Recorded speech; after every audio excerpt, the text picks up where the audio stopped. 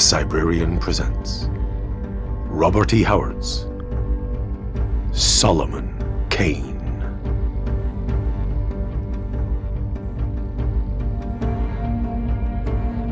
Wings in the Night.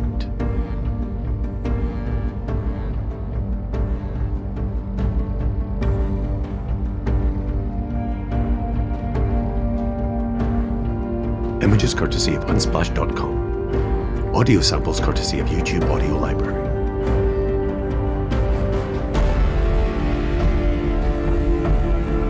Disclaimer. The following may contain violence, references to sex, and language that may offend.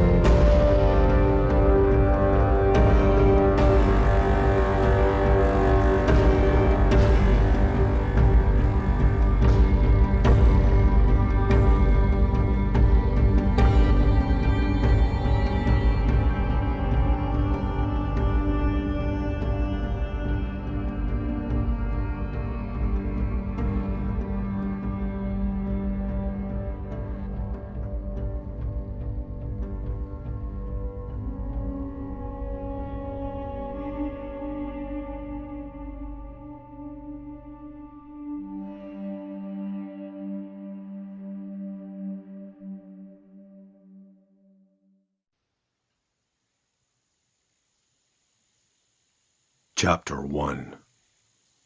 The Horror on the Stake. Solomon Kane leaned on his strangely carved staff and gazed in scowling perplexity at the mystery which spread silently before him. Many a deserted village Kane had seen in the months that had passed since he turned his face east from the Slave Coast and lost himself in the mazes of jungle and river, but never one like this. It was not famine that had driven away the inhabitants, for yonder the wild rice still grew rank and unkempt in the untilled fields. There were no Arab slave raiders in this nameless land.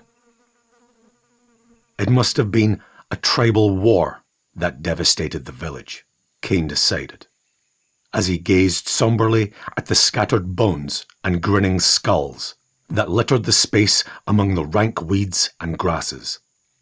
These bones were shattered and splintered, and Kane saw jackals and hyena furtively slinking among the ruined huts.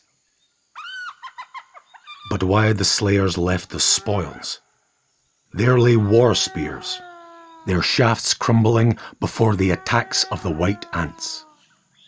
There lay shields, mouldering in the rains and sun. There lay the cooking pots, and about the neck bones of a shattered skeleton glittered a necklace of gaudily painted pebbles and shells. Surely rare loot for any savage conqueror. He gazed at the huts, wondering why the thatched roofs of so many were torn and rent, as if by taloned things seeking entrance. Then something made his cold eyes narrow in startled unbelief.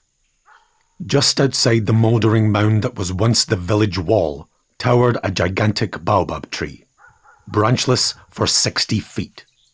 Its mighty bole too large to be gripped and scaled, yet in the topmost branches dangled a skeleton, apparently impaled on a broken limb. The cold hand of mystery touched the shoulder of Solomon Kane. How came those pitiful remains in that tree? Had some monstrous ogre's inhuman hand flung them there? Kane shrugged his broad shoulders, and his hand unconsciously touched the black butts of his heavy pistols, the hilt of his long rapier, and the dirk in his belt. Kane felt no fear, as an ordinary man would feel, confronted with the unknown and nameless. Years of wandering in strange lands and warring with strange creatures had melted away from brain, soul, and body all that was not steel and whalebone. He was tall and spare, almost gaunt, built with the savage economy of the wolf. Broad-shouldered, long-armed, with nerves of ice and thews of spring steel, he was no less the natural killer than the born swordsman. The brambles and thorns of the jungle had dealt hardly with him. His garments hung in tatters. His featherless slouch hat was torn and his boots of Cordovan leather were scratched and worn. The sun had baked his chest and limbs to a deep bronze. But his aesthetically lean face was impervious to its rays. His complexion was still of that strange dark pallor which gave him an almost corpse-like appearance, belied only by his cold, light eyes. And now Kane, sweeping the village once more with his searching gaze, pulled his belt into a more comfortable position, shifted to his left hand the cat-headed stave Nolonga had given him, and took up his way again. To the west lay a strip of thin forest, sloping downwards to a broad belt of savannas, a waving sea of grass waist deep and deeper. Beyond that rose another narrow strip of woodlands, deepening rapidly into dense jungle. Out of that jungle, Kane had fled like a hunted wolf, with pointed-toothed men hot on his trail. Even now, a vagrant breeze brought faintly the throb of a savage drum, which whispered its obscene tale of hate and blood hunger and belly lust across miles of jungle and grassland. The memory of his flight and narrow escape was vivid in Kane's mind, for only the day before had he realized too late that he was in cannibal country, and all that afternoon in the reeking stench of the thick jungle he had crept and run and hidden and doubled and twisted on his track, with the fierce hunters ever close behind him, until night fell and he gained and crossed the grasslands under cover of darkness. Now in the late morning, he had seen nothing, heard nothing of his pursuers. Yet he had no reason to believe that they had abandoned the chase. They had been close on his heels when he took to the savannas, so Kane surveyed the land in front of him. To the east, curving from north to south, ran a straggling range of hills, for the most part dry and barren, rising in the south to a jagged black skyline that reminded Kane of the Black Hills of Nagari. Between him and these hills stretched a broad expanse of gently rolling country, thickly treed, but nowhere approaching the density of a jungle. Kane got the impression of a vast upland plateau, bounded by the curving hills to the east and by the savannas to the west. Kane set out for the hills, with his long, swinging, tireless stride. Surely somewhere behind him, the savage demons were stealing after him, and he had no desire to be driven to bay. A shot might send them flying in sudden terror, but on the other hand, so low they were in scale of humanity, it might transmit no supernatural fear to their dull brains. And not even Solomon Kane, whom Sir Francis Drake had called Devon's King of Swords, could win in a pitched battle with a whole tribe. The silent village, with its burden of death and mystery, faded out behind him. Utter silence reigned among these mysterious uplands, where no birds sang and only a silent macaw flitted among the great trees. The only sounds were Kane's cat-like tread and the whisper of the drum-haunted breeze. And then Kane caught a glimpse among the trees that made his heart leap with a sudden, nameless horror. And a few moments later he stood before horror itself, stark and grisly. In a wide clearing, on a rather bold incline, stood a grim stake, and to this stake was bound a thing that had once been a man. Kane had rowed, chained to the bench of a Turkish galley, and he had toiled in Barbary vineyards. He had battled Red Indians in the new lands, and had languished in the dungeon of Spain's Inquisition. He knew much of the fiendishness of man's inhumanity, but now he shuddered and grew sick. Yet it was not so much the ghastliness of the mutilations, horrible as they were, that shook Kane's soul, but the knowledge that the wretch still lived. For as he drew nearer, the gory head that lolled on the butchered breast lifted and tossed from side to side, spattering blood from the stumps of ears, while a bestial, rattling whimper drooled from the shredded lips. Kane spoke to the ghastly thing, and it screamed unbearably, writhing in incredible contortions.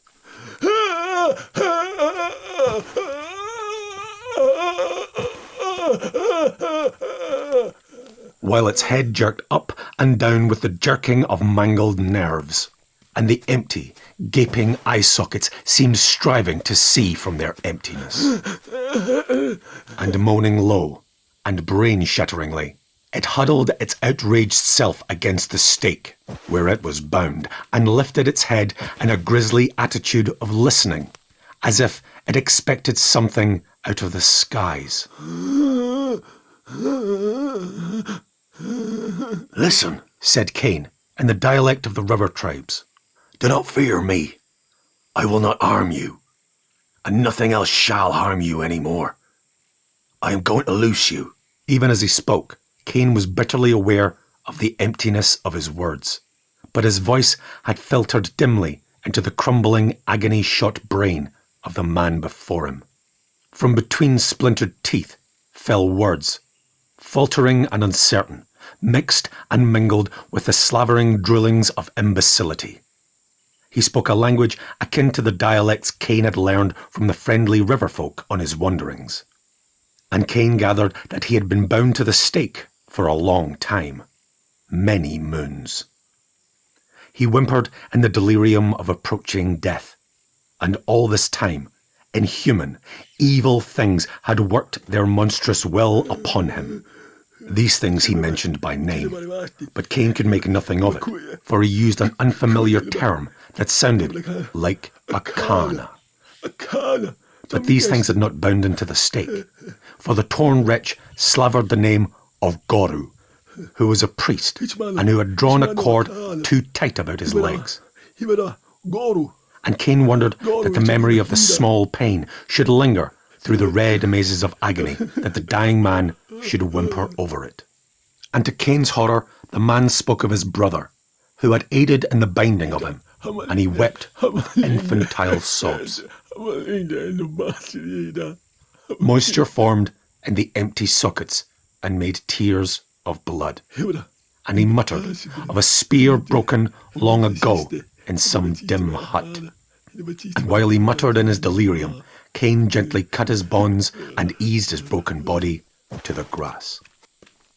But even at the Englishman's careful touch, the poor wretch writhed and howled like a dying dog, while blood started anew from a score of ghastly gashes, which, Kane noted, were more like the wounds made by fang and talon than by knife or spear. But at last it was done, and the bloody, torn thing lay on the soft grass, with Kane's old slouch hat beneath his death's head, breathing in great, rattling gasps. Kane poured water from his canteen between the mangled lips, and bending close said, "Tell me more of these devils, for by the God of my people, this deed shall not go unavenged, though Satan himself bar my way." It is doubtful if the dying man heard, but he heard something else. The macaw, with the curiosity of its breed, swept from a nearby grove and passed so close its great wings fanned Kane's hair. And at the sound of those wings, the butchered man heaved upright and screamed in a voice that haunted Kane's dreams to the day of his death. The wings, they come again. Mercy, the wings.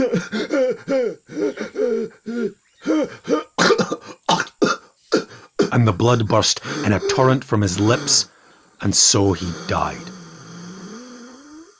Kane rose and wiped the cold sweat from his forehead. The upland forest shimmered in the noonday heat. Silence lay over the land like an enchantment of dreams. Kane's brooding eyes ranged to the black, malevolent hills, crouching in the distance and back to the faraway savannas. An ancient curse lay over that mysterious land, and the shadow of it fell across the soul of Solomon Kane. Tenderly, he lifted the red ruin that had once pulsed with life and youth and vitality, and carried it to the edge of the glade, where, arranging the cold limbs as best he might, and shuddering once again at the unnameable mutilations, he piled stones above it, till even a prowling jackal would find it hard to get at the flesh below. And he had scarcely finished when something jerked him back out of his sombre brooding to a realization of his own position. A slight sound, or his own wolf-like instinct, made him whirl. On the other side of the glade he caught a movement among the tall grasses. The glimpse of a hideous face, with an ivory ring in the flat nose, thick lips parted to reveal teeth whose filed points were apparent even at that distance, beady eyes and a low, slanting forehead topped by a mop of frizzly hair.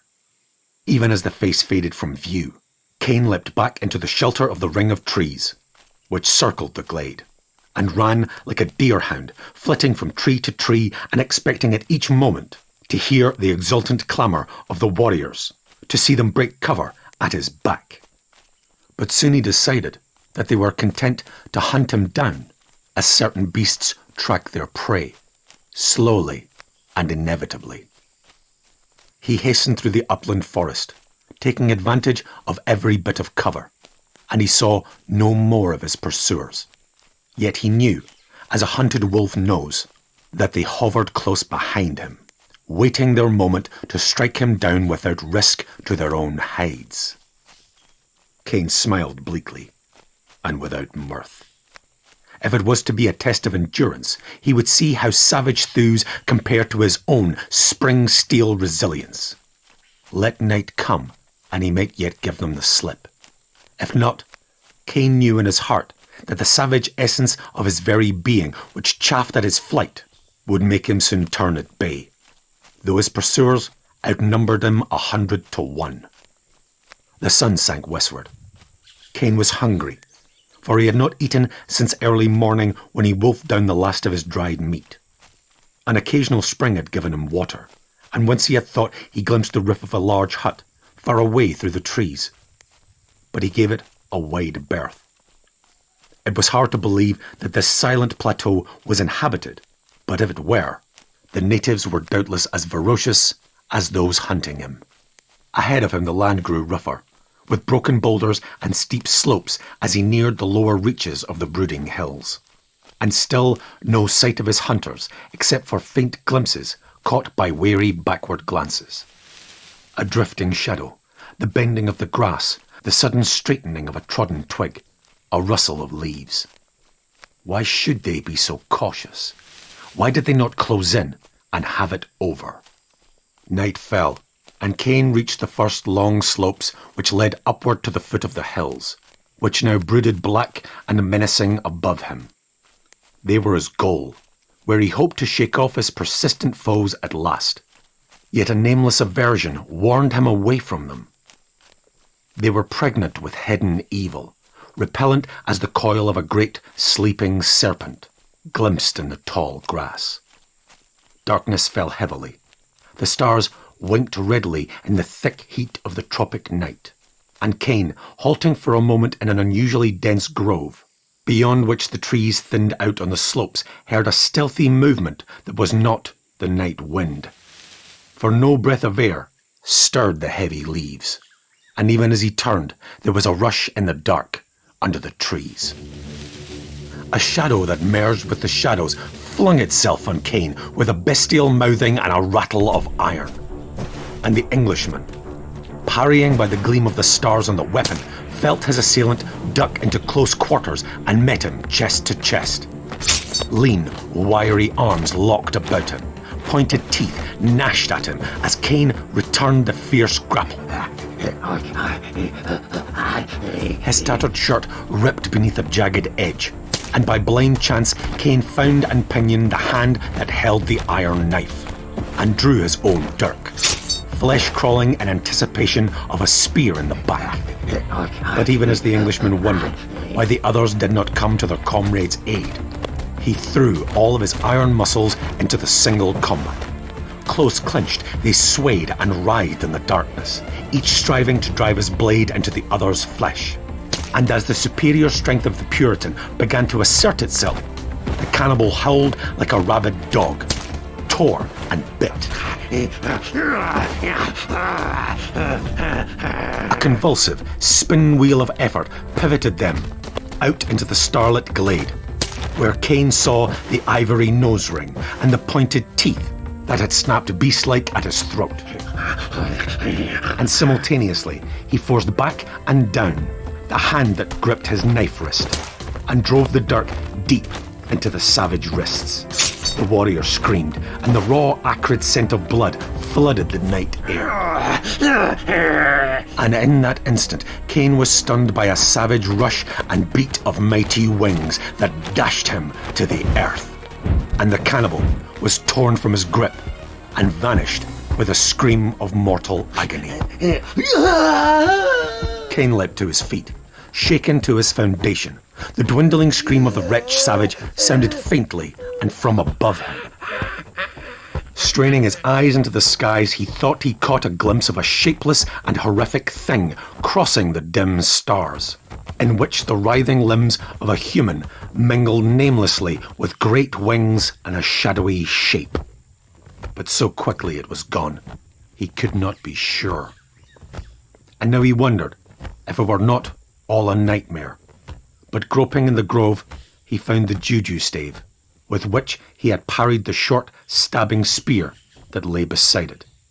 And here, if more proof was needed, was his long dirk, still stained with blood. Wings. Wings in the night. The skeleton in the village of torn roofs. The mutilated warrior whose wounds were not made with knife or spear, and who died shrieking of wings. Surely those hills were the haunt of gigantic birds who made humanity their prey. Yet if birds, why had they not wholly devoured the torn man on the stake? And Kane knew, in his heart, that no true bird ever cast such a shadow as he had seen flit across the stars. He shrugged his shoulders, bewildered. The night was silent. Where were the rest of the cannibals who had followed him from the distant jungle? Had the fate of their comrade frightened them into flight? Kane looked to his pistols. Cannibals or no, he went not up into those dark hills that night.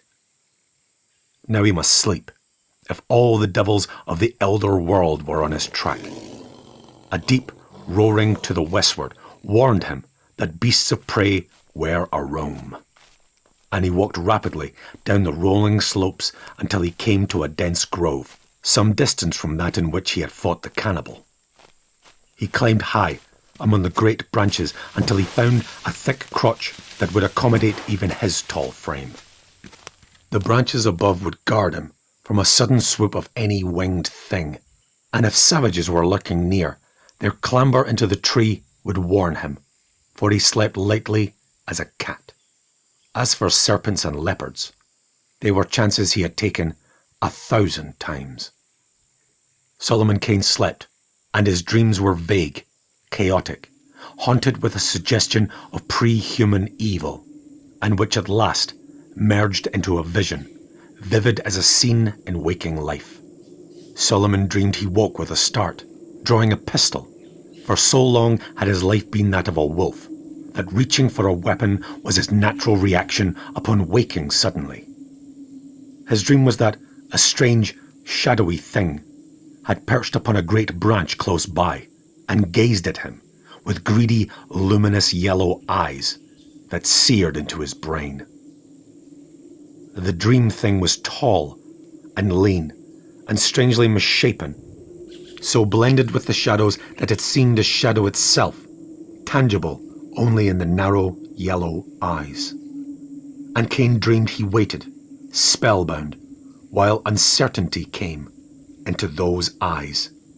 And then the creature walked out on the limb as a man would walk, raised great shadowy wings, sprang into space, and vanished. Kane jerked upright, the mists of sleep fading. In the dim starlight, under the arching Gothic-like branches, the tree was empty, save for himself. Then it had been a dream, after all. Yet it had been so vivid, so fraught with inhuman foulness. Even now, a faint scent like that exuded by birds of prey seemed to linger in the air. Kane strained his ears. He heard the sighing of the night wind, the whisper of the leaves, the faraway roaring of a lion, but naught else.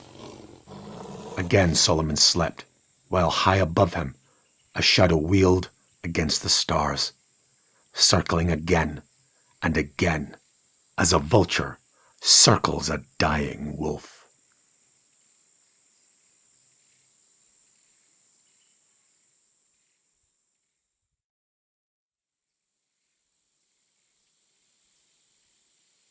Chapter 2.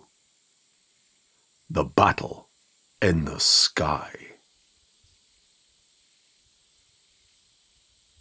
Dawn was spreading whitely over the eastern hills when Kane woke. The thought of his nightmare came to him, and he wondered again at its vividness as he climbed down out of the tree. A nearby spring slaked his thirst, and some fruit, rare in these highlands, eased his hunger. Then he turned his face again to the hills. A Finnish fighter was Solomon Kane. Along that grim skyline dwelt some evil foe to the sons of men. And that mere fact was as much a challenge to the Puritan as had ever been a glove thrown in his face by some hot-headed gallant of Devon. Refreshed by his night's sleep, he set out with his long, easy stride, passing the grove that had witnessed the battle in the night, and coming into the region where the trees thinned at the foot of the slopes. Up these slopes he went, halting for a moment to gaze back over the way he had come. Now that he was above the plateau, he could easily make out a village in the distance, a cluster of mud and bamboo huts, with one unusually large hut a short distance from the rest, on a sort of low knoll. And while he gazed, with a sudden rush of grisly wings the terror was upon him. Kane whirled, galvanized. All signs had pointed to the theory of a winged thing that hunted by night. He had not expected attack in broad daylight. But here, a bat-like monster was swooping at him, out of the very eye of the rising sun. Kane saw a spread of mighty wings from which glared a horribly human face. Then he drew and fired with unerring aim, and the monster veered wildly in midair and came whirling and tumbling out of the sky to crash at his feet. Kane leaned forward, pistol smoking in his hand, and gazed wide-eyed. Surely this thing was a demon out of the pits of hell, said the sombre mind of the Puritan. Yet a leaden ball had slain it. Kane shrugged his shoulders, baffled. He had never seen aught to approach this, though all his life had fallen in strange ways. The thing was like a man, inhumanly tall and inhumanly thin. The head was long, narrow, and hairless, the head of a predatory creature. The ears were small, close-set and queerly pointed. The eyes, set in death, were narrow, oblique, and of a strange yellowish colour. The nose was thin and hooked, like the beak of a bird of prey. The mouth a wide, cruel gash, whose thin lips, writhed in a death snarl and flecked with foam, disclosed wolfish fangs. The creature, which was naked and hairless, was not unlike a human being in other ways. The shoulders were broad and powerful, the neck long and lean. The arms were long and muscular, the thumb being set beside the fingers after the manner of the great apes. Fingers and thumbs were armed with heavy, hooked talons. The chest was curiously misshapen, the breastbone jutting out like the keel of a ship, the ribs carving back from it. The legs were long and wiry, with huge, hand-like prehensile feet, the great toe set opposite the rest like a man's thumb. The claws on the toes were merely long nails. But the most curious feature of this curious creature was on its back. A pair of great wings, shaped much like the wings of a moth, but with a bony frame and of leathery substance, grew from the shoulders, beginning at a point just back and above where the arms joined the shoulders, and extending halfway to the narrow hips. These wings, Kane reckoned, would measure some 18 feet from tip to tip. He laid hold on the creature, involuntarily shuddering at the slick, hard, leather-like feel of the skin, and half lifted it. The weight was little more than half as much as it would have been in a man of the same height, some 6.5 feet. Evidently, the bones were of a peculiar bird-like structure, and the flesh consisted almost entirely of stringy muscles. Kane stepped back, surveying the thing again. Then his dream had been no dream after all. That full thing, or another like it, had in grisly reality lighted in the tree beside him. A whir of mighty wings. A sudden rush through the sky. Even as Kane whirled, he realized he had committed the jungle farer's unpardonable crime. He had allowed his astonishment and curiosity to throw him off guard. Already, a winged fiend was at his throat, and there was no time to draw and fire his other pistol. Kane saw, in a maze of thrashing wings, a devilish, semi-human face. He felt those wings battering at him. He felt cruel talons sink deep into his breast. Then he was dragged off his feet and felt empty space beneath him. The winged man had wrapped his limbs about the Englishman's legs, and the talons he had driven into Kane's breast muscles held like fanged vices. The wolf-like fangs drove at Kane's throat, but the Puritan gripped the bony throat and thrust back the grisly head, while with his right hand he strove to draw his dirk. The birdman was mounting slowly, and a fleeting glance showed Kane that they were already high above the trees. The Englishman did not hope to survive the battle in the sky, for even if he slew his foe, he would be dashed to death in the fall. But with the innate ferocity of the fighting man, he set himself grimly to take his captor with him. Holding those keen fangs at bay, Kane managed to draw his dirk, and he plunged it deep into the body of the monster. The Batman veered wildly, and a rasping, raucous screech burst from his half-throttled throat. He floundered wildly, beating frantically with his great wings, bowing his back and twisting his head fiercely in a vain effort to free it and sink home his deadly fangs. He sank the talons of one hand agonizingly deeper and deeper into Kane's breast muscles, while with the other he tore at his foe's head and body. But the Englishman, gashing and bleeding, with the silent and tenacious savagery of a bulldog, sank his fingers deeper into the lean neck and drove his dirk home again and again, while far below awed eyes watched the fiendish battle that was raging at that dizzy height. They had drifted out over the plateau, and the fast weakening wings of the Batman barely supported their weight. They were sinking earthward, swiftly, but Kane, blinded with blood and battle fury, knew nothing of this. With a great piece of his scalp hanging loose, his chest and shoulders cut and ripped, the world had become a blind, red thing in which he was aware of but one sensation: the bulldog urge to kill his foe. Now the feeble and spasmodic beating of the dying monster's wings held them hovering for an instant above a thick grove of gigantic trees, while Kane felt the grip of the claws and twining limbs grow weaker and the slashing of the talons become a futile flailing. With a last burst of power, he drove the reddened dirk straight through the breastbone and felt a convulsive tremor run through the creature's frame. The great wings fell limp, and Victor and Vanquish dropped headlong and plummet-like earthward.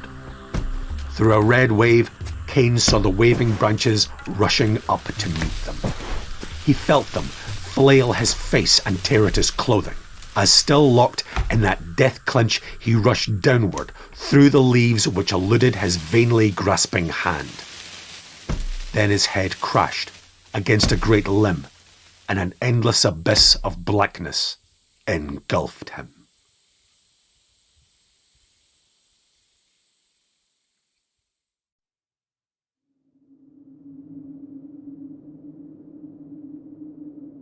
Chapter 3. The People in the Shadow. Through colossal, black, basaltic corridors of night, Solomon Kane fled for 1,000 years. Gigantic winged demons, horrific in the utter darkness, swept over him with a rush of great bat-like pinions, and in the blackness he fought with them, as a cornered rat fights a vampire bat, while fleshless jaws drooled fearful blasphemies and horrid secrets in his ears, and the skulls of men rolled under his groping feet. Solomon Kane came back suddenly from the land of delirium, and his first sight of sanity was that of a fat, kindly native face bending over him. Kane saw he was in a roomy, clean and well-ventilated hut, while from a cooking pot bubbling outside wafted savoury scents. Kane realised he was ravenously hungry, and he was strangely weak. The hand he lifted to his bandaged head shook, and its bronze was dimmed. The fat man and another, a tall, gaunt, grim-faced warrior, bent over him, and the fat man said, "He is awake, Kuroba, and of sound mind." The gaunt man nodded and called something which was answered from without. "What is this place?" asked Kane, in a language he had learned that was similar to the dialect just used. "How long have I lain here?" "This is the last village of Bagonda." The fat man pressed him back, with hands as gentle as a woman's. "We found you, lying beneath the trees on the slopes, badly wounded and senseless. You have raved in delirium for many days. Now, eat, eat." A lithe young warrior entered with a wooden bowl full of steaming food, and Kane ate ravenously. "He is like a leopard, Kuroba," said the fat man admiringly. "Not one in 1,000 would have lived with his wounds." "Aye," returned the other. "And he slew the Akana that rent him, Goru." Kane struggled to his elbows. "Goru," he cried fiercely, "the priest who binds men as stakes for devils to eat." And he strove to rise so that he could strangle the fat man. But his weakness swept over him like a wave. The hut swam dizzily to his eyes, and he sank back, panting, where he soon fell into a sound, natural sleep. Later he awoke and found a slim young girl named Nayela watching him. She fed him, and feeling much stronger, Kane asked questions, which she answered shyly but intelligently. This was Bagonda, ruled by Kuroba, the chief, and Goru, his priest. None in Bagonda had ever seen or heard of a white man before. She counted the days Kane had lain helpless, and he was amazed. But such a battle as he had been through was enough to kill an ordinary man. He wondered that no bones had been broken, but the girl said the branches had broken his fall and he had landed on the body of the Akana. He asked for Goru, and the fat priest came to him, bringing Kane's weapons. "Some we found with you, where you lay," said Goru. "Some by the body of the Akana you slew with the weapon, which speaks in fire and smoke. You must be a god, yet the gods bleed not. And you have just all but died. Who are you?" "I am no god," Kane answered, "but a man like yourself. I come from a far land, amid the sea, which land, mind ye, is the fairest and noblest of all lands. My name is Solomon Kane, and I am a landless wanderer. From the lips of a dying man I first heard your name. Yet your face seemeth kindly." A shadow crossed the eyes of the shaman, and he hung his head. "Rest no. Rest and grow strong, O man, or God, or whatever you be," he said. "And in time you will learn of the ancient curse that rests upon this ancient land." And in the days that followed, while Kane recovered and grew strong with the wild beast vitality that was his, Goru and Kuroba sat and spoke to him at length, telling him many curious things. Their tribe was not aboriginal here, but had come upon the plateau 150 years before, giving it the name of their former home. They had once been a powerful tribe in Old Bagonda, on a great river far to the south. But tribal wars broke their power, and at last, before a concerted uprising, the whole tribe gave way, and Goru repeated legends of that great flight of 1,000 miles through jungle and swampland, harried at every step by cruel foes. At last, hacking their way through a country of ferocious cannibals, they found themselves safe from man's attack, but prisoners in a trap, from which neither they nor their descendants could ever escape.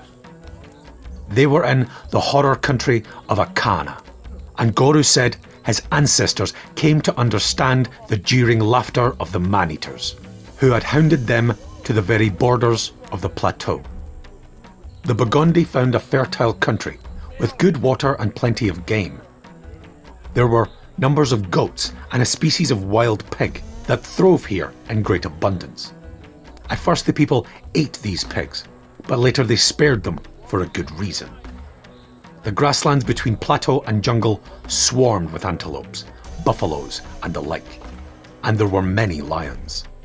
Lions also roamed the plateau, but Bagonda meant lion slayer in their tongue, and it was not many moons before the remnants of the great cats took to the lower levels. But it was not lions they had to fear, as Goru's ancestors soon learned. Finding that the cannibals would not come past the savannas, they rested from their long trek and built 2 villages, Upper and Lower Bagonda. Kane was in Upper Bagonda. He had seen the ruins of the lower village. But soon they found that they had strayed into a country of nightmares with dripping fangs and talons. They heard the beat of mighty wings at night, and saw horrific shadows cross the stars and loom against the moon. Children began to disappear, and at last a young hunter strayed off into the hills where night overtook him. And in the grey light of dawn, a mangled, half-devoured corpse fell from the skies into the village street, and a whisper of ogreish laughter from high above froze the horrified onlookers. Then a little later, the full horror of their position burst upon the Burgundy. At first the winged men were afraid of the newcomers. They hid themselves and ventured from their caravans only at night. Then they grew bolder. In the full daylight, a warrior shot one with an arrow, but the fiends had learned they could slay a human, and its death screams brought a score of the devils dropping from the skies, who tore the slayer to pieces in full sight of the tribe. The Burgundy then prepared to leave that devil's country, and 100 warriors went up into the hills to find a pass. They found steep walls, up which a man must climb laboriously. And they found the cliffs, honeycombed with caves where the winged men dwelt. Then was fought the first pitched battle between men and batmen, and it resulted in a crushing victory for the monsters. The bows and spears of the natives proved futile before the swoops of the taloned fiends, and of all that 100 that went up into the hills, not one survived. For the Akanas hunted down those that fled, and dragged down the last one within bowshot of the upper village. Then it was that the Burgundy, seeing they could not hope to win through the hills, sought to fight their way out again the way they had come. But a great horde of cannibals met them in the grasslands, and in a great battle that lasted nearly all day, hurled them back, broken and defeated. And Goru said, while the battle raged, the skies were thronged with hideous shapes, circling above and laughing their fearful mirth to see men die wholesale. So the survivors of those two battles, licking their wounds, bowed to the inevitable with the fantastic philosophy of the savage. Some 1,500 men, women and children remained, and they built their huts, tilled the soil and lived stolidly in the shadow of the nightmare. In those days there were many of the bird people, and they might have wiped out the Burgundy utterly, had they wished. No one warrior could cope with an Akana, for he was stronger than a human. He struck as a hawk strikes, and if he missed, his wings carried him out of reach of a counterblow. Here Kane interrupted to ask why the Burgundy did not make war on the demons with arrows. But Goru answered that it took a quick and accurate archer to strike an Akana in midair at all, and so tough were their hides that unless the arrow struck squarely, it would not penetrate. Kane knew that the natives were very indifferent bowmen, and that they pointed their shafts with chipped stone, bone, or hammered iron, almost as soft as copper. He thought of pointiers and Agincourt, and wished grimly for a file of stout English archers, or a rank of musketeers. But Goru said the Akanas did not seem to wish to destroy the Burgundy utterly. Their chief food consisted of the little pigs, which then swarmed the plateau, and young goats. Sometimes they went out on the savannas for antelope, but they distrusted the open country and feared the lions. Nor did they haunt the jungles beyond, for the trees grew too close for the spread of their wings. They kept to the hills and the plateau, and what lay beyond those hills none in Burgundy knew. The Akanas allowed the Burgundy to inhabit the plateau, much as men allow wild animals to thrive, or stock lakes with fish for their own pleasure. The Bat people, said Goru, had a strange and grisly sense of humour, which was tickled by the sufferings of a howling human. Those grim hills had echoed to cries that turned men's hearts to ice. But for many years, Goru said, once the Burgundy learned not to resist their masters, the Akanas were content to snatch up a baby from time to time, or devour a young girl strayed from the village, or a youth whom night caught outside the walls. The Bat folk distrusted the village. They circled high above it, but did not venture within. There, the Burgundy were safe, until late years. Goru said that the Akanas were fast dying out. Once there had been hope that the remnants of his race would outlast them, in which event, he said fatalistically, the cannibals would undoubtedly come up from the jungle and put the survivors in their cooking pots. Now he doubted if there were more than 150 Akanas altogether. Kane asked him, why did not the warriors then sally forth on a great hunt and destroy the devils utterly? And Goru smiled a bitter smile and repeated his remarks about the prowess of the Bat people in battle. Moreover, he said, the whole tribe of Burgundy numbered only about 400 souls now, and the Bat people were their only protection against the cannibals to the west. Goru said the tribe had thinned more in the past 30 years than in all the years previous. As the numbers of Akana dwindled, their hellish savagery increased.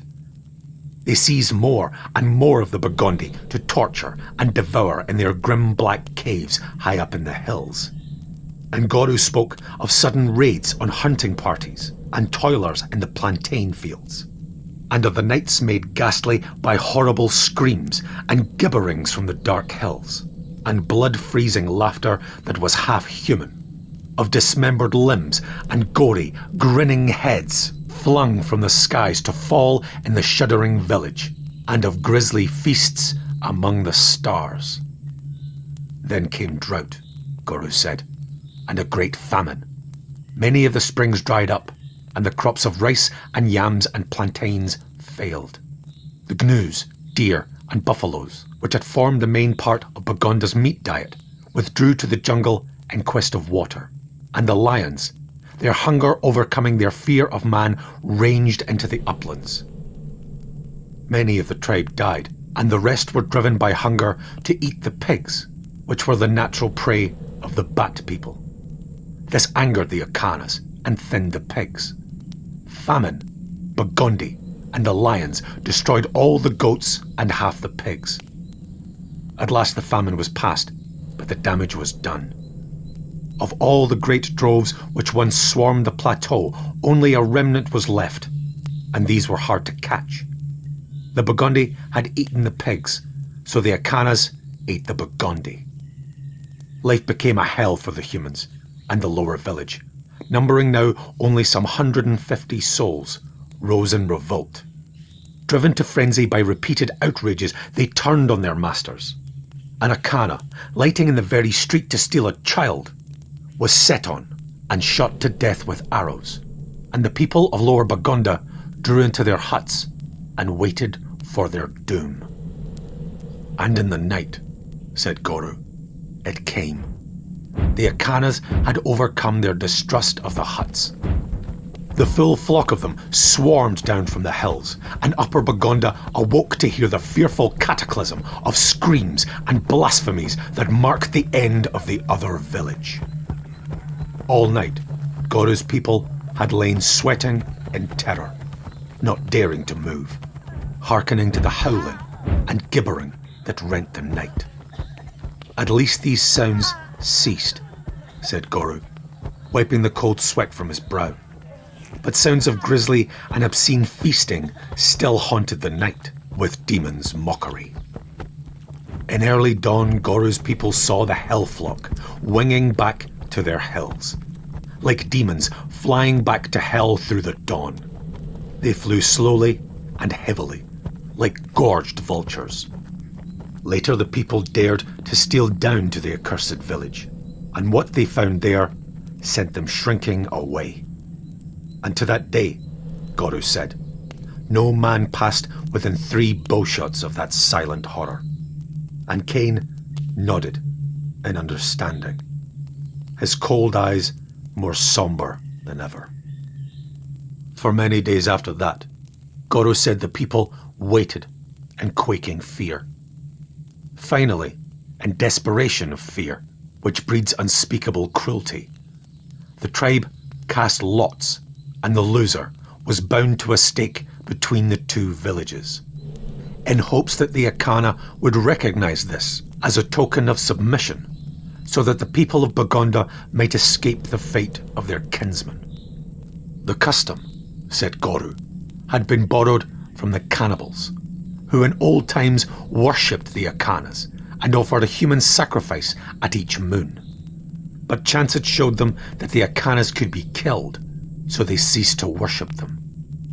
At least that was Goru's deduction, and he explained at much length that no mortal thing is worthy of real adoration, however evil or powerful it may be. His own ancestors had made occasional sacrifices to placate the winged devils, but until lately it had not been a regular custom. Now it was necessary. The Akanas expected it, and each moon they chose from their waning numbers a strong young man or a girl who they bound to the stake. Kane watched Goru's face closely as he spoke of his sorrow for this unspeakable necessity. And the Englishman realized that the priest was sincere. Kane shuddered at the thought of a tribe of human beings thus passing slowly but surely into the maws of a race of monsters. Kane spoke of the wretch he had seen, and Goru nodded, pain in his soft eyes. For a day and a night he had been hanging there, while the Akanas glutted their vile torture lust on his quivering, agonized flesh. Thus far, the sacrifices had kept doom from the village. The remaining pigs furnished sustenance for the dwindling Akanas, together with an occasional baby snatched up. And they were content to have their nameless sport with the single victim each moon. A thought came to Kane. The cannibals, they never come up into the plateau. Goro shook his head. Safe in their jungle, they never raided past the savannas. But they hunted me to the very foot of the hills. Again, Goro shook his head. There was only one cannibal. They had found his footprints. Evidently, a single warrior, bolder than the rest, had allowed his passion for the chase to overcome his fear of the grisly plateau, and had paid the penalty. Ah! Kane's teeth came together with a vicious snap, which ordinarily took the place of profanity with him. He was stung by the thought of fleeing so long from a single enemy. No wonder that enemy had followed so cautiously, waiting until dark to attack. But, asked Kane, why had the Akana seized the cannibal instead of himself? And why had he not been attacked by the Batman, who alighted in his tree that night? The cannibal was bleeding, Goro answered. The scent called the bat fiend to attack, for they scented raw blood as far as vultures. And they were very wary. They had never seen a man like Kane, who showed no fear.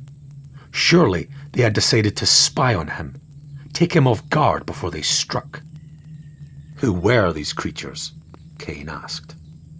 Goro shrugged his shoulders. They were there when his ancestors came, who had never heard of them before he saw them. There was no intercourse with the cannibals, so they could learn nothing from them. The Akana lived in caves, naked like beasts. They knew nothing of fire and ate only fresh, raw meat. But they had had a language of a sort and acknowledged a king among them. Many died in the Great Famine, when the stronger ate the weaker. They were vanishing swiftly. Of late years, no females or young had been observed among them. When these males died at last, there would be no more Akanas. But Bagonda, observed Goro, was doomed already, unless... He looked strangely and wistfully at Kane. But the Puritan was deep in thought. Among the swarm of native legends he had heard on his wanderings, one now stood out. Long, long ago, an old juju man had told him winged devils came flying out of the north and passed over his country, vanishing in the maze of the jungle-haunted south. And the juju man related an old legend concerning these creatures. That once they had abode in myriad numbers far on a great lake, of bitter waters many moons to the north. And ages ago, a chieftain and his warriors fought them with bows and arrows and slew many, driving the rest into the south. The name of the chief was Nyasuna, and he owned a great war canoe with many oars driving it swiftly through the bitter water. And now, a cold wind blew suddenly on Solomon Kane, as if from a door opened suddenly on outer gulfs of time and space. For now he realized the truth of that garbled myth, and the truth of an older, grimmer legend. For what was the great bitter lake but the Mediterranean Ocean? And who was the chief Nyasuna but the hero Jason, who conquered the Harpies and drove them, not alone into the Strophades Isles, but into Africa as well? The old pagan tale was true then, Kane thought dizzily, shrinking aghast from the strange realm of grisly possibilities this opened up. For if this myth of the harpies were a reality, what of the other legends? The Hydra, the Centaurs, the Chimera, Medusa, Pan, and the Satyrs? All those myths of antiquity. Behind them did there lie and lurk nightmare realities with slavering fangs, and talons steeped in shuddersome evil. Africa, the dark continent, land of shadows and horror, of bewitchment and sorcery, into which all evil things had been banished before the growing light of the Western world. Kane came out of his reveries with a start. Goru was tugging gently and timidly at his sleeve. Save us from the Akanas, said Goru. If you not be a god, there is the power of God in you. You bear in your hand the mighty Jojo stave, which in times gone by been the scepter of fallen empires, and the staff of mighty priests, and you have weapons which speak death in fire and smoke. For our young men watched and saw you slay 2 Akanas. We would make you king, god, what you will. More than a moon has passed since you came into Bagonda, and the time for the sacrifice is gone by. But the bloody stake stands bare. The Akanas shun the village where you lie. They steal no more babes from us. We have thrown off their yoke, because our trust is in you. Kane clasped his temples with his hands. You know not what you ask, he cried. God knoweth, it is in my deepest heart to rid the land of this evil. But I am no god. With my pistols I can slay a few of the fiends, but I have but little powder left. Had I a great store of powder and ball, and the musket I shattered in the vampire hills of the dead, then indeed there would be a rare hunting. But even if I slew all those fiends, what of the cannibals?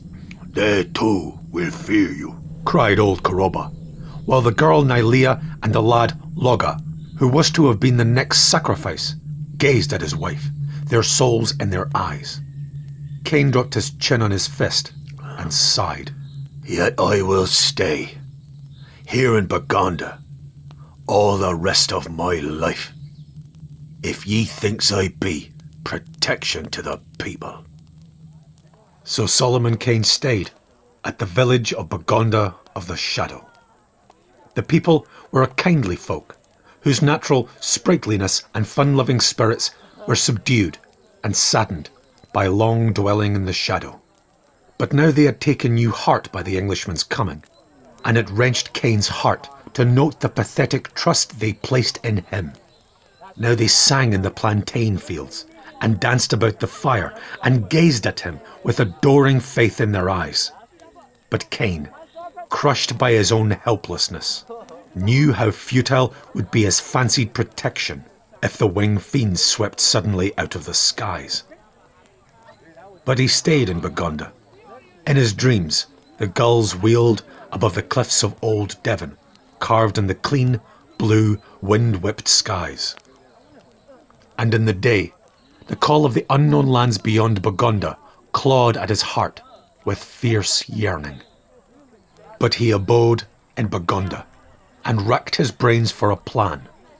He sat and gazed for hours at the juju stave, hoping in desperation that black magic would aid him where his mind failed. But Nolonga's ancient gift gave him no aid. Once he had summoned the Slave Coast shaman to him across leagues of intervening space. But it was only when confronted with supernatural manifestations that Nolonga could come to him. And these harpies were not supernatural. The germ of an idea began to grow at the back of Kane's mind, but he discarded it. It had to do with a great trap, and how could the Akanas be trapped? The roaring of lions played a grim accompaniment to his brooding meditations. As man dwindled on the plateau, the hunting beasts who feared only the spears of the hunters were beginning to gather. Kane laughed bitterly. It was not lions that might be hunted down and slain singly that he had to deal with. And some distance from the village stood the great hut of Goru. Once a council hall, this hut was full of many strange fetishes, which Goru said with a helpless wave of his fat hands, were strong magic against evil spirits, but scant protection against winged hellions of gristle and bone and flesh.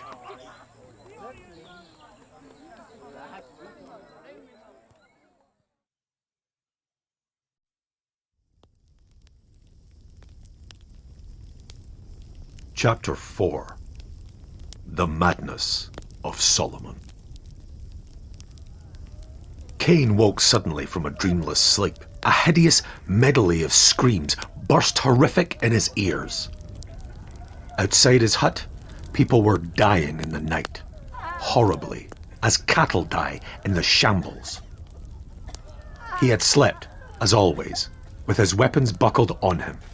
Now he bounded to the door, and something fell mouthing and slavering at his feet, to grasp his knees in a convulsive grin and gibber incoherent pleas. In the faint light of a smouldering fire nearby, Kane in horror recognized the face of the youth Logga, now frightfully torn and drenched in blood, already freezing into a death mask. The night was full of fearful sounds, inhuman howling mingled with the whisper of mighty wings, the tearing of thatch and a ghastly demon laughter. Kane freed himself from the locked, dead arms and sprang to the dying fire.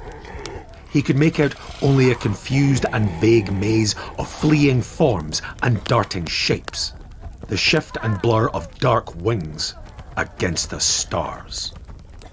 He snatched up a brand and thrust it against the thatch of his hut, and as the flame leaped up and showed him the scene, he stood frozen and aghast. Red, howling doom had fallen on Bagonda. Winged monsters raced screaming through our streets, wheeled above the heads of the fleeing people, or tore apart the hut thatches to get at the gibbering victims within.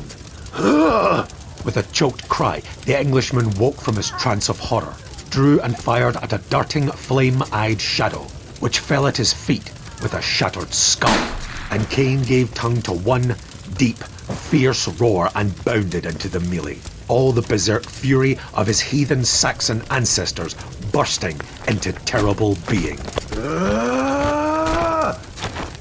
Dazed and bewildered by the sudden attack, cowed by long years of submission, the Burgundy were incapable of combined resistance, and for the most part, died like sheep.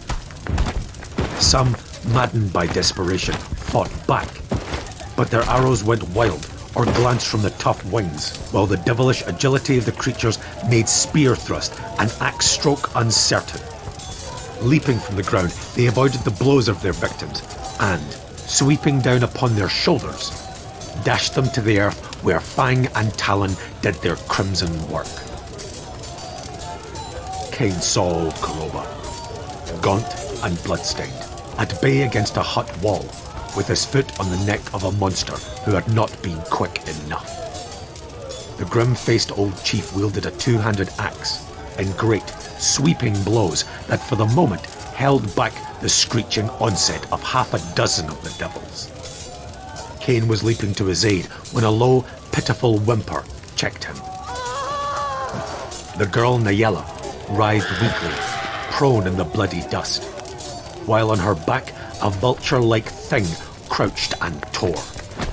Her dulling eyes sought the face of the Englishman in an anguished appeal. Kane ripped out a bitter oath and fired point blank. Damn you!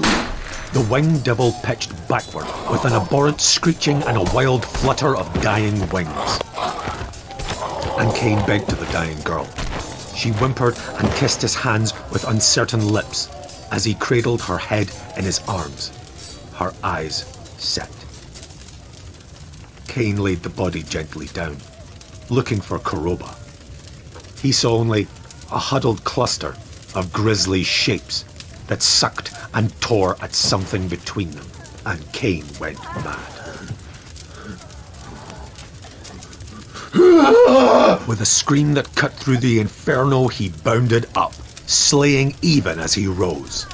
Even in the act of lunging up from bent knee, he drew and thrust, transfixing a vulture-like throat, then whipping out his rapier as the thing floundered and twitched in its death struggle.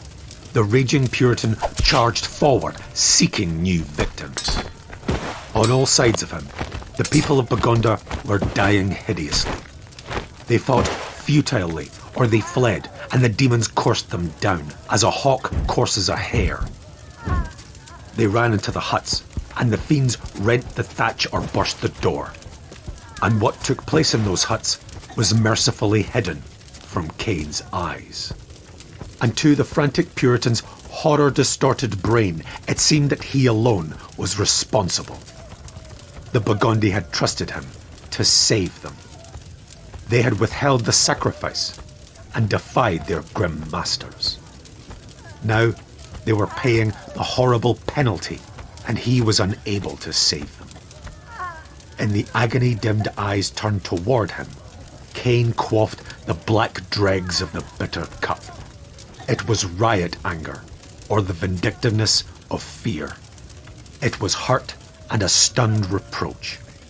He was their god, and he had failed them. Now he ravaged through the massacre, and the fiends avoided him, turning to the easy victims. But Kane was not to be denied. In a red haze that was not of the burning hut, he saw a culminating horror. A harpy gripped a writhing, naked thing that had been a woman, and the wolfish fangs gorged deep. As Kane sprang, thrusting, the Batman dropped his yammering, mowing prey and soared aloft. But Kane dropped his rapier, and with the bound of a blood-mad panther, caught the demon's throat and locked his iron legs about its lower body. Once again, he found himself battling in mid-air, but this time close above the hut roofs. Terror had entered the cold brain of the harpy. He did not fight to hold and slay. He wished only to be rid of this silent, clinging thing that stabbed so savagely for his life. He floundered wildly, screaming abhorrently, and thrashing with his wings. Then Kane's dirk bit deeper, dipped suddenly sideways, and fell headlong. The thatch of a hut broke their fall, and Kane and the dying harpy crashed through to land on a writhing mass on the hut floor. In the lurid flickering of the burning hut outside that vaguely lighted the hut into which they had fallen, Kane saw a deed of brain-shaking horror being enacted. Red dripping fangs in a yawning gash of a mouth, and a crimson travesty of a human form that still writhed with agonized life. Then, in the maze of madness that held him, his steel fingers closed on the fiend's throat, in a grip that no tearing of talons or hammering of wings could loosen, until he felt the horrid life flow out from under his fingers, and the bony neck hung broken. Outside, the red madness of slaughter continued. Kane bounded up, his hand closing blindly on the haft of some weapon, and as he leapt from the hut, a harpy soared from under his very feet. It was an axe that Kane had snatched up, and he dealt a stroke that spattered the demon's brains like water. He sprang forward, stumbling over bodies and parts of bodies, blood streaming from a dozen wounds. And then he halted, baffled and screaming with rage.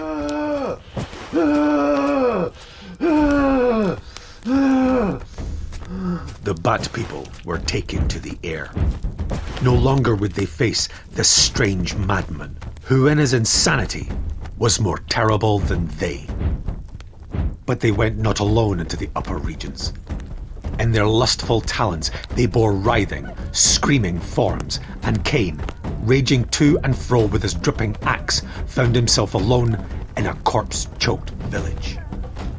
He drew back his head, to shriek his hate at the fiends above him, and he felt warm, thick drops fall into his face, while the shadowy skies were filled with screams of agony and the laughter of monsters.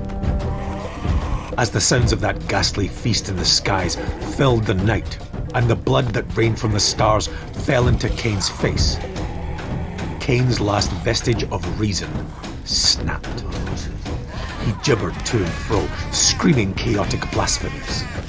And was he not a symbol of man? Staggering among the tooth-marked bones and severed, grinning heads of humans, brandishing a futile axe, and screaming incoherent hate at the grisly, winged shapes of night that make him their prey, chuckling in demonic triumph above him, and dripping into his mad eyes the pitiful blood of their human victims.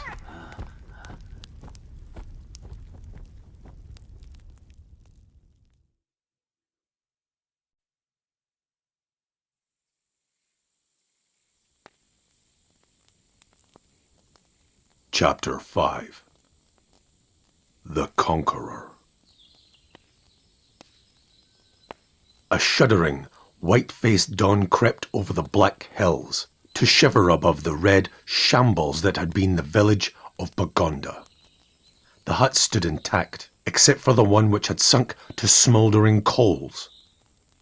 But the thatches of many were torn, dismembered bones, half or wholly stripped of flesh, lay in the streets, and some were splintered as though they had been dropped from a great height. It was a realm of the dead, where was but one sign of life.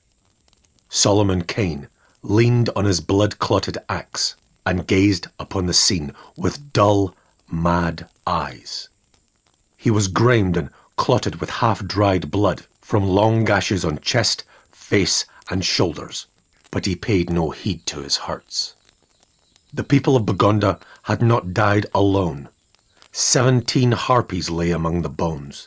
6 of these Kane had slain.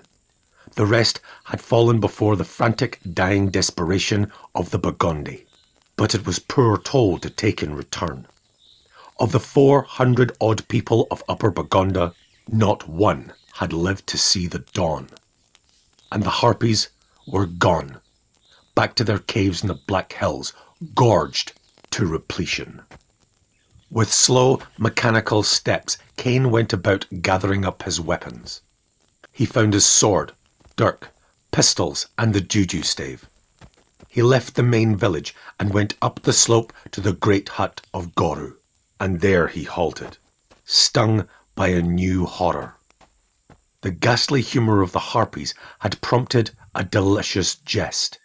Above the hut door stared the severed head of Goru. The fat cheeks were sunken, the lips lolled in an aspect of horrified idiocy, and the eyes stared like a hurt child. And in those eyes, Kane saw wonder and reproach. Kane looked at the shambles that had been Bagonda, and he looked at the death mask of Goru, and he lifted his clenched fists above his head, and with glaring eyes raised and writhing lips flecked with froth, he cursed the sky and the earth and the spheres above and below. He cursed the cold stars, the blazing sun, the mocking moon, and the whisper of the wind. He cursed all fates and destinies, all that he had loved or hated. The silent cities beneath the seas, the past ages, and the future eons. In one soul-shaking burst of blasphemy, he cursed the gods and devils who make mankind their sport. And he cursed man, who lives blindly on and blindly offers his back to the iron-hoofed feet of his gods. Then his breath failed. He halted, panting. From the lower reaches sounded the deep roaring of a lion, and into the eyes of Solomon Kane came a crafty gleam. He stood along, as one frozen, and out of his madness grew a desperate plan. And he silently recanted his blasphemy, For if the brazen-hoofed gods made man for their sport and plaything, they also gave him a brain that holds craft and cruelty greater than any other living thing. There you shall bide, said Solomon Kane to the head of Goru. The sun will wither you, and the cold dews of night will shrivel you. But I will keep the kites from you, and your eyes shall see the fall of your slayers. I could not save the people of Baganda, but by the god of my race, I can avenge them. Man is the sport and sustenance of titanic beings of night and horror, whose giant wings hover ever above him. But even evil things may come to an end, and watch ye, Goru. In the days that followed, Kane laboured mightily, beginning with the first grey light of dawn and toiling on past sunset, into the white moonlight till he fell and slept the sleep of utter exhaustion. He snatched food as he worked, and he gave his wounds absolutely no heed, scarcely being aware that they healed of themselves. He went down to the lower levels and cut bamboo, great sacks of long, tough stalks. He cut thick branches of trees and tough vines to serve as ropes. With this material, he reinforced the walls and roof of Goru's hut. He set the bamboos deep in the earth, hard against the wall, and interwove and twined them, binding them fast with the vines that were pliant and tough as cords. The long branches he made fast along the thatch, binding them close together. When he had finished, an elephant could scarcely have burst through the walls. The lions had come to the plateau in great numbers, and the herds of little pigs dwindled fast. Those the lions spared, Kane slew, and tossed to the jackals. This racked Kane's heart, for he was a kindly man, and this wholesale slaughter, even of pigs, who would fall prey to hunting beasts anyhow, grieved him. But it was part of his plan of vengeance, and he steeled his heart. The days stretched into weeks, Kane told by day and by night, and between his stints he talked to the shriveled, mummied head of Goru, whose eyes, strangely enough, did not change in the blaze of the sun or the haunt of the moon, but retained their lifelike expression. When the memory of those lunacy-haunted days had become only a vague nightmare, Kane wondered if, as it had seemed to him, Goru's dried lips had moved in answer, speaking strange and mysterious things. Kane saw the Akanas, wheeling against the sky at a distance, but they did not come near, even when he slept in the great hut, pistols at hand. They feared his power to deal death with smoke and thunder. At first he noted that they flew sluggishly, gorged with the flesh they had eaten on that red night, and the bodies they had borne to their caves. But as the weeks passed, they appeared leaner, and ranged far afield in search of food, and Kane laughed, deeply and madly. This plan of his would never have worked before, but now there were no humans to fill the bellies of the harpy folk, and there were no more pigs. In all the plateau, there were no creatures for the Bat people to eat. Why they did not range east of the hills, Kane thought he knew. That must be a region of thick jungle, like the country to the west. He saw them fly into the grasslands for antelope, and he saw the lions take toll of them. After all, the Akanas were weak beings among the hunters, strong enough only to slay pigs and deer and humans. At last they began to soar close to him at night, and he saw their greedy eyes glaring at him through the gloom. He judged the time was ripe. Huge buffaloes, too big and ferocious for the Bat people to slay, had strayed up into the plateau to ravage the deserted fields of the dead Burgundy. Kane got one of these out of the herd and drove him, with shouts and volleys of stones, to the hut of Goru. It was a tedious, dangerous task, and time and again Kane barely escaped the surly bull's sudden charges. but persevered and at last shot the beast before the hut. A strong west wind was blowing, and Kane flung handfuls of blood into the air for the scent to waft to the harpies in the hills. He cut the bull to pieces and carried its quarters into the hut, and then managed to drag the huge trunk itself inside. Then he retired to the thick trees nearby and waited. He had not long to wait. The morning air filled suddenly with the beat of many wings, and a hideous flock alighted before the hut of Goru. All of the beasts, or men, seemed to be there, and Kane gazed in wonder at the tall, strange creatures, so like to humanity and yet so unlike, the veritable demons of priestly legend.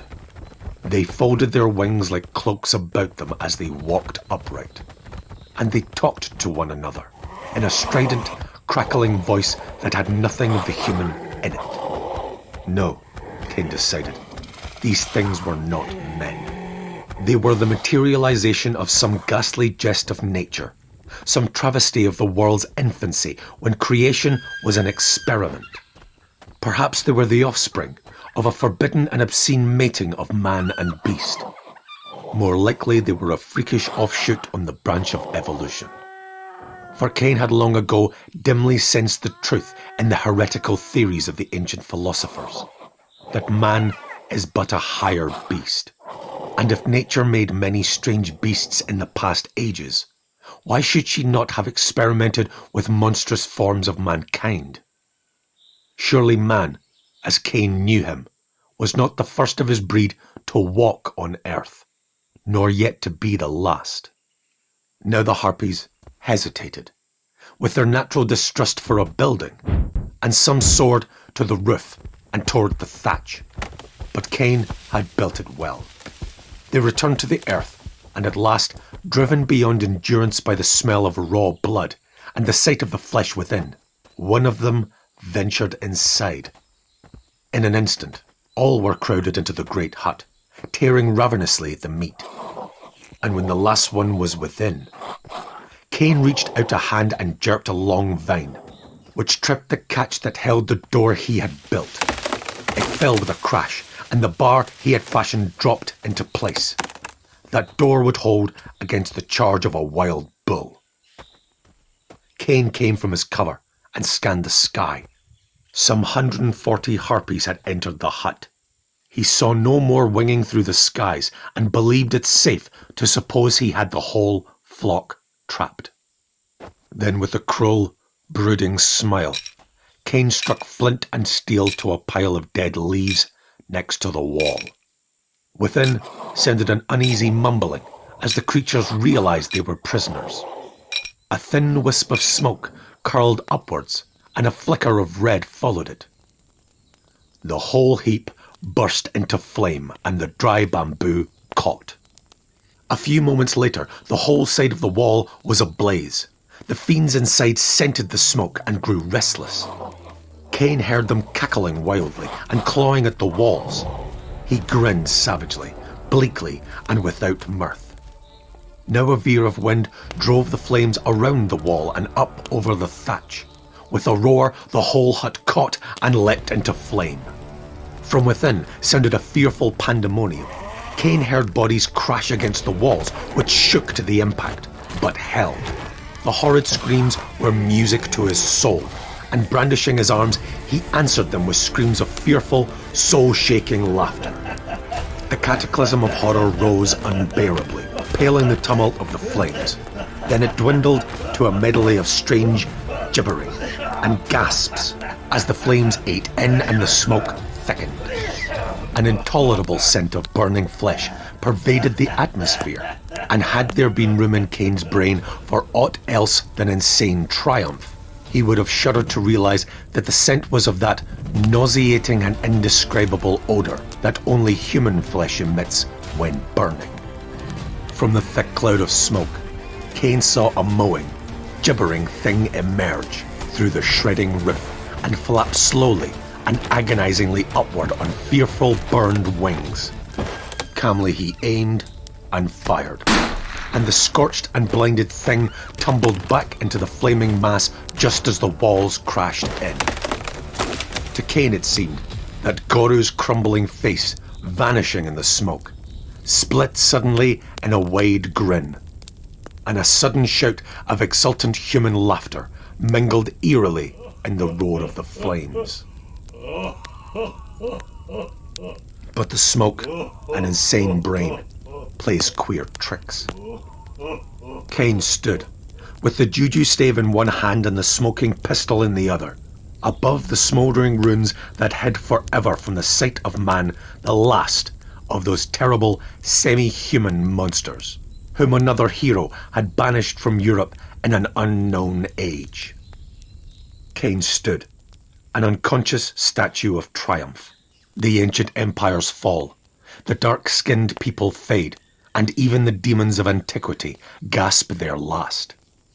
But over all stands the Aryan barbarian, white-skinned, cold-eyed, dominant, the supreme fighting man of the earth, whether he be clad in wolf hide and horned helm, or boots and doublet, whether he bear in his hand battle-axe or rapier, whether he be called Dorian, Saxon, or Englishman, whether his name is Jason, Hengist, or Solomon Kane. Smoke curled upward into the morning sky, and the roaring foraging of lions shook the plateau. Slowly, like light breaking through mists, sanity returned to him. The light of God's morning enters even into dark and loathsome lands, said Kane somberly. Evil rules in the wastelands of the earth. But even evil may come to an end. Dawn follows midnight, and even in the lost land, the shadows shrink. Stranger thy ways, O God of my people, and who am I to question thy wisdom? My feet have fallen in evil ways, but thou hast brought me forth, scatheless, and hast made me a scourge of the powers of evil. Over the souls of men spread the condor wings of colossal monsters, and all manner of evil things prey upon the heart and soul and body of man. Yet it may be in some far day the shadows shall fade, and the Prince of Darkness be chained forever in his hell.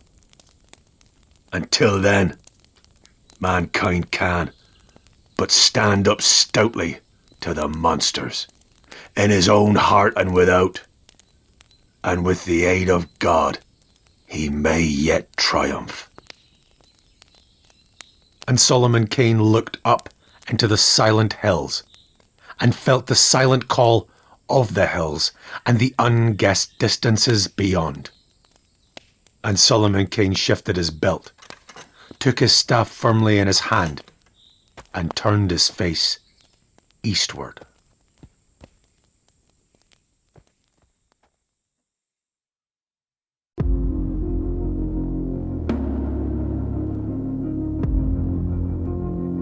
Thank you for listening.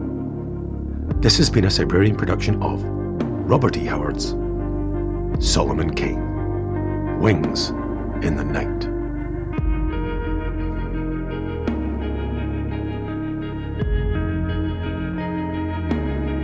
For updates, follow Vane Studios on Facebook, Twitter, and Instagram. Images courtesy of Unsplash.com. Audio samples courtesy of YouTube Audio Library. Please like, comment, share, subscribe, and hit the notification bell of the Siberian YouTube channel. And if you're feeling generous, buy us a coffee to support our work. All links in the description.